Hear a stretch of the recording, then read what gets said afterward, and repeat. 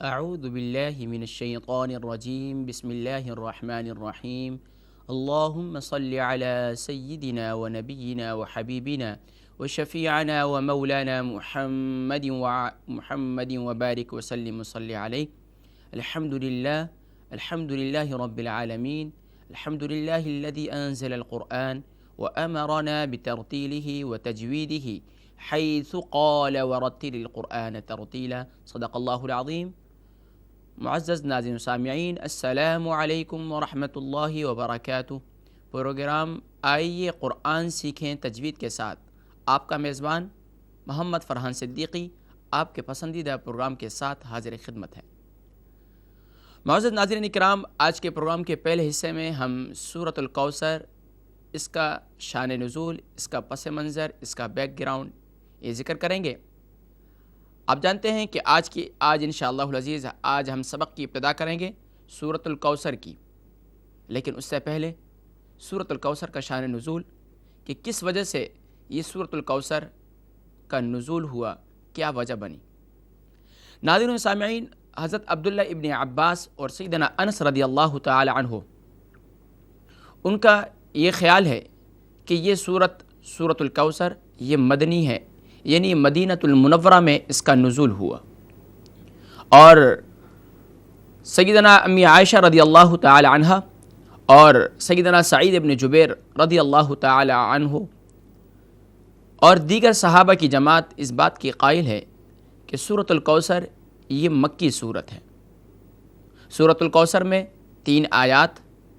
1 رکوع، اور ترتیب صورت کے لحاظ سے، قرآن کی ترتیب کے لحاظ سے اور تعداد صورت کے لحاظ سے یہ صورت نمبر 108 ہے۔ ناظرین، مفسرین نے اس صورت کا واقعہ کہ یہ صورت کی کیا وجہ بنی اور کیا واقعہ نقل کیا ہے۔ مفسرین فرماتے ہیں کہ حضور اکرم صلی اللہ علیہ وآلہ وسلم کو اللہ تبارک و تعالی نے اولاد کی نعمت سے نوازا،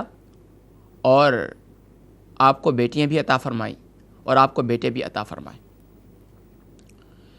حضور اکرم صلی اللہ علیہ وآلہ وسلم، آپ صلی اللہ علیہ وسلم آخری نبی ہیں، اور آپ صلی اللہ علیہ وسلم کے بعد نبوت کا سلسلہ یہ ختم ہو جانا تھا کہ آپ صلی اللہ علیہ وسلم کے بعد کوئی نبی نہیں۔ تو قدرت کا یہ فیصلہ تھا، اللہ رب العالمین کی طرف سے یہ فیصلہ تھا، اور یہ اس کی طرف سے ایک حکمت تھی کہ آپ کی اولاد دنیا میں زندہ نہ رہتی، اولاد میں بالخصوص بیٹے آپ کے وہ دنیا میں نہ رہتے، آپ کے بیٹے دنیا میں نہ رہتے، یہ اللہ رب العالمین کی طرف سے حکمت تھی۔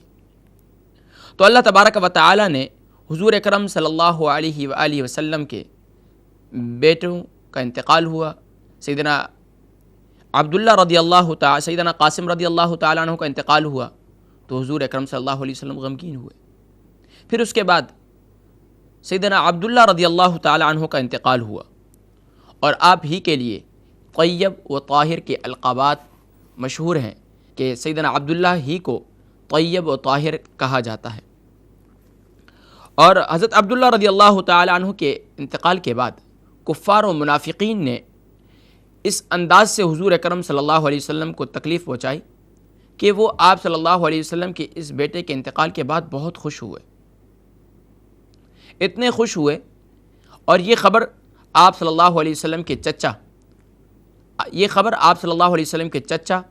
اور چچا بھی تھے، لیکن ایک طرف دشمن بھی تھے۔ ایک تو اسلام کے لحاظ سے دشمنی، دوسری ان کی اس لحاظ سے بھی دشمنی آپ صلی اللہ علیہ وسلم کے کہ آپ صلی اللہ علیہ وسلم نبی ہیں۔ تو آپ صلی اللہ علیہ وسلم یہ خبر آپ کے چچا نے جا کر کفار و منافقین کو خبر دی کہ باترن محمدن اللیلہ، کہ نعوذ باللہ محمد صلی اللہ علیہ وسلم اس رات ابتر ہو گئے ہیں۔ اور عربی میں ابتر اس کو کہا جاتا ہے کہ جس کی اولاد نرینہ باقی نہ رہے، جس کی اولاد نرینہ باقی نہ رہے اسے ابتر کہا جاتا ہے۔ تو کفار و منافقین اس بات پر بہت خوش ہوئے، اور انہوں نے کہا کہ عموماً اگر کسی کی اولاد نہ رہے تو وہاں اس کا سلسلہ ختم ہو جاتا ہے، اب نبی کریم صلی اللہ علیہ وسلم کی اولاد نرینہ نہ رہی، تو اب یہاں جو آپ ایک دین کے لیے لوگوں کو بلا رہے ہیں، دین کی دعوت دے رہے ہیں، تو یہ دینی سلسلہ صرف آپ ہی تک محدود رہے گا اور آپ کے بعد یہ سلسلہ ختم ہو جائے گا، نعوذ باللہ۔ تو پھر جانشینی اور پیغام ابلاغ کے لیے کون اس کو آگے تک پہنچائے گا، کون اس کو پھیلائے گا، یہ ان کے ذہن میں رہی تھی، ذہن میں یہ باتیں کھٹک رہی تھیں، اور پھر یہ لوگوں سے شیئر بھی کر رہے تھے کہ نعوذ باللہ محمد صلی اللہ علیہ وسلم ابتر ہو گئے۔ اور پھر ایک روایت میں یہ بھی آتا ہے کہ عاص بن وائل یہ وہ بدبخت شخص تھا جس نے حضور اکرم صلی اللہ علیہ وسلم کو یہ طعنہ دیا کہ نعوذ باللہ کہ آپ صلی اللہ علیہ وسلم ابتر ہو گئے۔ تو اس پر اللہ رب العالمین نے سورۃ الکوثر کا نازل فرمایا۔ ناظرین و سامعین، حضور اکرم صلی اللہ علیہ وسلم کا دل بہت ہی دکھا اور کفار کے ان طعنوں اور باتوں سے اب کافی غمگین اور پریشان ہوئے، کیونکہ اولاد کے چلے جانا انسان کے لیے کافی تکلیف کا باعث ہوا کرتا ہے، بالخصوص اولاد نرینہ کا جدا ہونا یہ تو بہت ہی تکلیف کا باعث ہے۔ تو ایک طرف تو حضور اکرم صلی اللہ علیہ وسلم کے دل میں یہ دکھ تھا، دوسرا اس موقع پر انہوں نے اخلاقی حدودوں کو بھی پامال کیا، اور پھر آپ صلی اللہ علیہ وسلم کو طعنہ بھی دیتے رہے، اور آپ صلی اللہ علیہ وسلم کو ذہنی اور قلبی تکلیف بھی پہنچائی۔ تو آقا صلی اللہ علیہ وسلم جب آزردہ خاطر ہوئے تو دل اطہر زخم ہوا۔ پہلے اس راستے میں اللہ کے محبوب صلی اللہ علیہ وسلم نے بڑے دکھ سہے، تکلیف، آلام اور مصائب اور پریشانیاں برداشت کی، راہ دین میں انہیں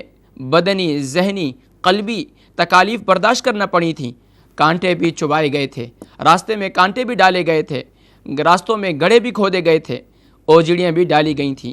اور گلے میں کپڑا ڈال کر اس کو تاؤ دیا گیا تھا، اور مکے کے بازاروں میں حضور اکرم صلی اللہ علیہ وآلہ وسلم کے ساتھ جو سلوک کیا گیا، ناظرین و سامعین آپ تاریخ پڑھیں تو کلیجہ منہ کو آتا ہے کہ حضور اکرم صلی اللہ علیہ وآلہ وسلم کے ساتھ جو سلوک کیا گیا تھا، تاریخ پڑھیں تو کلیجہ منہ کو آتا ہے کہ حضور اکرم صلی اللہ علیہ وسلم نے کس قدر کوشش اور جد و جہد اور راستے میں آنے والی ہر تکلیف کو برداشت کیا۔ ایک دن حضور اکرم صلی اللہ علیہ وسلم گھر تشریف لائے تو آپ صلی اللہ علیہ وسلم کے سر انور پر کوڑا یعنی کچرا ڈالا ہوا تھا، تو سیدنا فاطمہ الزہرا رضی اللہ تعالی عنہا ایک کوزہ لے کر آئیں پانی کا، اور اپنے والد اور اپنے باپ کے سر کو دھو رہی ہیں اور آنسو بہا رہی ہیں، اور آقا صلی اللہ علیہ وسلم اپنی بیٹی کو تسلی دے رہے ہیں۔ آپ صلی اللہ علیہ وسلم نے کتنی پامردی، کتنی جرت اور کتنے حوصلے کے ساتھ ان سارے حالات کا حضور اکرم صلی اللہ علیہ وسلم نے مقابلہ کیا اور سامنا کیا۔ لیکن ایک طرف حضور اکرم صلی اللہ علیہ وسلم کے فرزند کا انتقال ہوا تھا، تو دل اطہر پر بیٹے کی جدائی کا غم بھی تھا، اور دوسری طرف کافروں اور منافقین کا اس انداز سے آپ صلی اللہ علیہ وسلم کو تکلیف پہنچانا تھا کہ آپ صلی اللہ علیہ وسلم کو طعنہ بھی دیا اور آپ صلی اللہ علیہ وسلم کا مذاق بھی اڑایا۔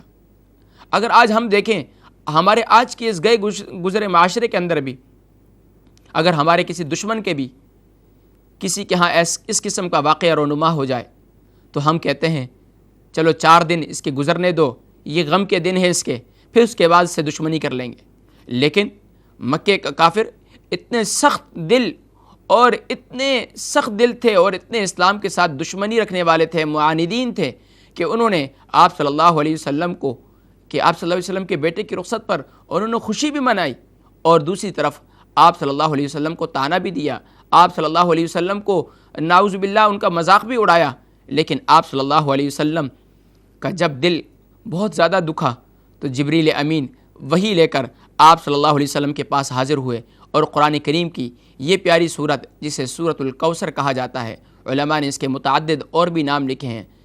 اور علماء فرماتے ہیں کہ یہ سورۃ الکوثر پھر اس کا نزول ہوا، اور اللہ کے محبوب صلی اللہ علیہ وسلم کو ارشاد ہوا کہ انا اعطیناک الکوثر، کہ محبوب صلی اللہ علیہ وسلم ہم نے آپ کو کوثر عطا کی،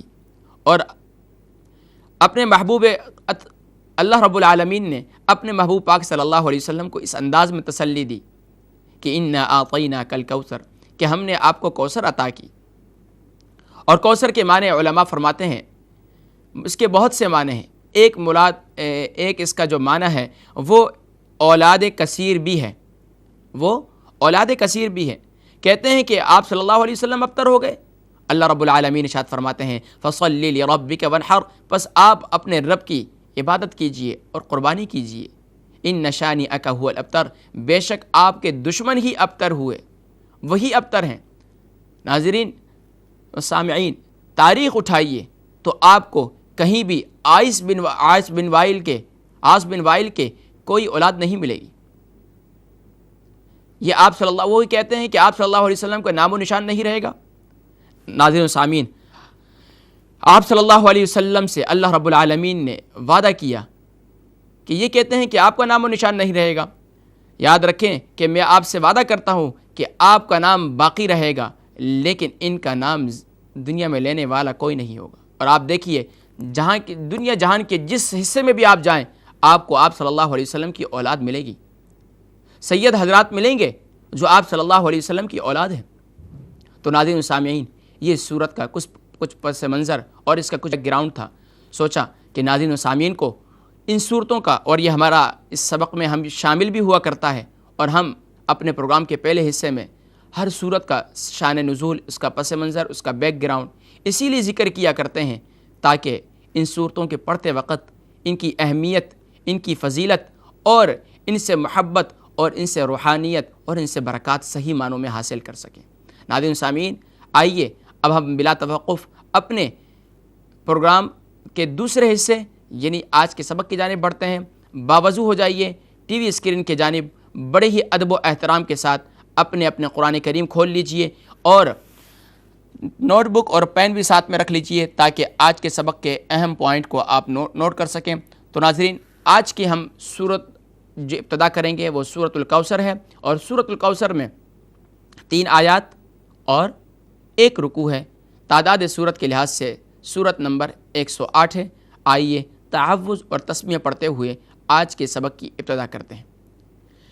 اعوذ باللہ من الشیطان الرجیم، اعوذ باللہ من الشیطان الرجیم، بسم اللہ الرحمن الرحیم، بسم اللہ الرحمن الرحیم، إِنَّا أَعْطَيْنَاكَ الْكَوْثَرَ، إِنَّا أَعْطَيْنَاكَ الْكَوْثَرَ، فَصَلِّ لِرَبِّكَ وَانْحَرْ، فَصَلِّ لِرَبِّكَ وَانْحَرْ، إِنَّ شَانِئَكَ هُوَ الْأَبْتَرُ، إِنَّ شَانِئَكَ هُوَ الْأَبْتَرُ، صدق اللہ العظیم۔ اور ناظرین سامعین، آئیے اب ہم آیت نمبر 1 کی حرکات کو واضح کرتے ہیں، پھر اس کے بعد انشاءاللہ ہجے بھی اس کی اسپیل بھی پیش کریں گے، اور اس کے بعد ہر حرف کی پروننسیشن کی جانب بھی بڑھیں گے۔ آئیے آیت نمبر 1 کی حرکات کی جانب بڑھتے ہیں۔ ناظرین، آیت نمبر 1 ہے اِنَّا أَعْطَيْنَاكَ الْكَوْثَرَ۔ اِنَّا پہلا حرف حمزہ ہے، حمزہ الف ہے، الف کے نیچے زیر یعنی کسرہ کی علامت ہے، تو یہ حمزہ پڑھا جائے گا۔ اس کے بعد نون ہے، نون پر تشدید کی علامت بھی موجود ہے اور زبر یعنی فتحہ کی علامت بھی موجود ہے۔ اس کے بعد الف ہے، الف پر مد کی علامت موجود ہے، اور اس کے بعد حمزہ ہے، الف ہے یعنی الف پر حمزہ کی الف پر زبر یعنی فتحہ کی علامت موجود ہے تو حمزہ ہو جائے گا۔ پھر عین ہے، عین پر جزم یعنی سکون کی علامت موجود ہے۔ پھر اس کے بعد طا ہے، طا پر بھی فتحہ یعنی زبر کی علامت موجود ہے، اور اس کے بعد یا ہے، یا پر بھی جزم یعنی سکون کی علامت موجود ہے، اور اس کے بعد نون ہے، نون پر کھڑا زبر کی علامت ہے۔ آپ جانتے ہیں کھڑا زبر کھڑی زیر الٹا پیش کو ایک الف کی مقدار کھینچ کر پڑھا جاتا ہے، اور اس کے بعد کاف ہے، کاف پر بھی زبر یعنی فتحہ کی علامت موجود ہے، اور اس کے بعد الف ہے، الف پر کوئی حرکت نہیں، پھر لام ہے، لام پر جزم یعنی سکون کی علامت موجود ہے، اور اس کے بعد کاف ہے، کاف پر بھی زبر یعنی فتحہ کی علامت موجود ہے، اور پھر واو ہے، واو پر جزم یعنی سکون کی علامت موجود ہے، اور اس کے بعد سا ہے، سا پر بھی فتحہ ہے، اور را پر بھی فتحہ یعنی زبر کی علامت موجود ہے۔ تو ناظرین الحمدللہ آپ نے آیت نمبر 1 کی حرکات کو سماعت کیا، اس کو نوٹ کیا۔ اب آئیے ہم اس کی ہجے کی جانب، اس کی اسپیل کی جانب بڑھتے ہیں۔ ناظرین سب سے پہلا کلمہ انا میں 2 حرف ہیں، پہلے الف ہے، پھر نون ہے، 3 حرف ہیں، پھر اس کے بعد الف ہے، تو ہم حمزہ کو نون سے ملائیں گے، پھر نون کو الف سے ملائیں گے، کیونکہ تشدید والا حرف مشدد حرف کے متعلق ہم نے بتایا تھا کہ مشدد حرف 2 مرتبہ پڑھا جاتا ہے، ایک مرتبہ ما قبل سے مل کر، دوسری مرتبہ اپنی حرکت کے موافق۔ تو ہم پڑھیں گے حمزہ نون زیر ان، نون الف زبر نا، مد کی علامت ہے، مد کو پڑھنے میں آئے گا لیکن ہجے کرتے وقت مد کا نام نہیں لیں گے۔ تو ہم اس کو کس طریقے سے پڑھیں گے؟ حمزہ نون زیر ان، نون الف زبر نا، ان،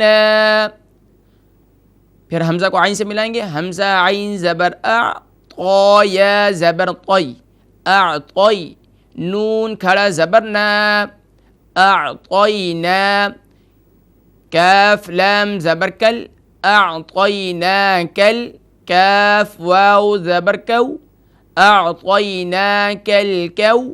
ثا زبر ثا، کالکوث، را زبر را، کالکوثر،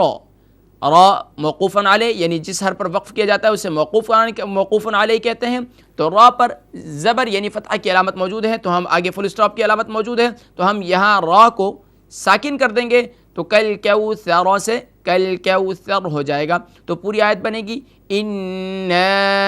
اعطیناک الکوثر۔